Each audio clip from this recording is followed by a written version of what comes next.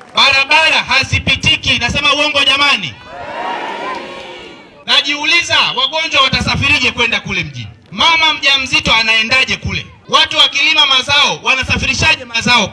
Mheshimiwa Diwani, pole sana kwa changamoto hii.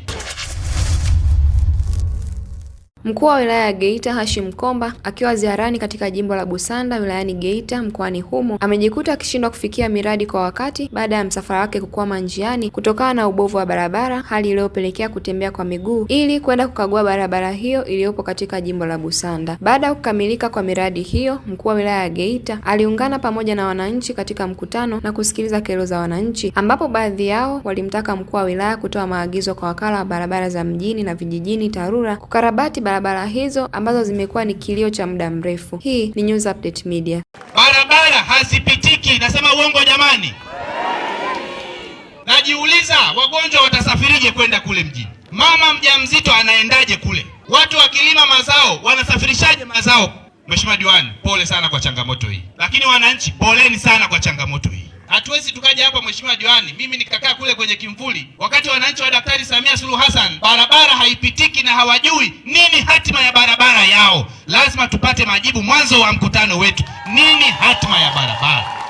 Serikali imewaajiri watu ambao kazi yao ni kuhakikisha miundombinu ya barabara inapitika. Tumekwenda huko mpaka Lukumbo, magari yalikwama kule. Tumetembea umbali mrefu kweli kweli. Sasa lazima wananchi hawa wapate majibu. Kwa nini barabara hii haipitiki? Mipango ya serikali ni ipi? Kwa nini watu wa TARURA bado hamjachonga barabara hii? Lini mtachonga barabara hii? Mipango ya kibajeti ikoje? Kwa niaba ya wananchi hawa, TARURA usogea hapo.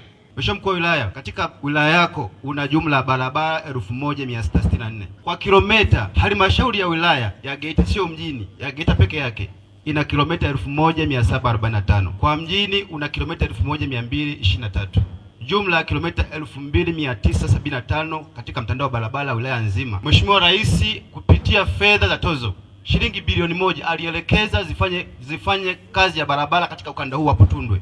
Mheshimiwa Mkuu wa Wilaya, tunasubiri idhini kwa ajili ya kutangaza barabara hii kilomita 18 kwa shilingi milioni 491 ili barabara ipitike mwaka huu. Lini mnatangaza? Mwishoni mwa mwezi huu tunatarajia kutangaza ili kupata mkandarasi kwa awamu hii ya pili, kwa sababu ya awamu ya kwanza tutangaza mwezi wa 9 na wakandarasi wamepatikana na wamefanya kazi katika maeneo. Kwa hiyo fedha zilizotengwa kwa ajili ya barabara hiyo kilomita 18 ambazo Daktari Samia Suluhu Hassan amewaletea wanabutundwe 491 milioni 491 kwa ajili ya kuchonga kilomita 18, kujenga makalavati 14, kunyanyua sehemu ya ile mbuga ile, kunyanyua na kuweka mola barabara yote mwanzo wa mwisho.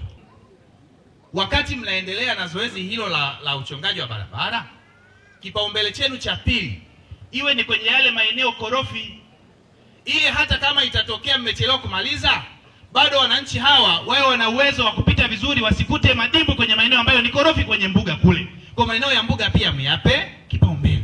Mkisha tufanyia hayo sisi wanabutundwe, tunadhani mtakuwa mmeshatusaidia sana kufungua njia ili wananchi waweze kupita.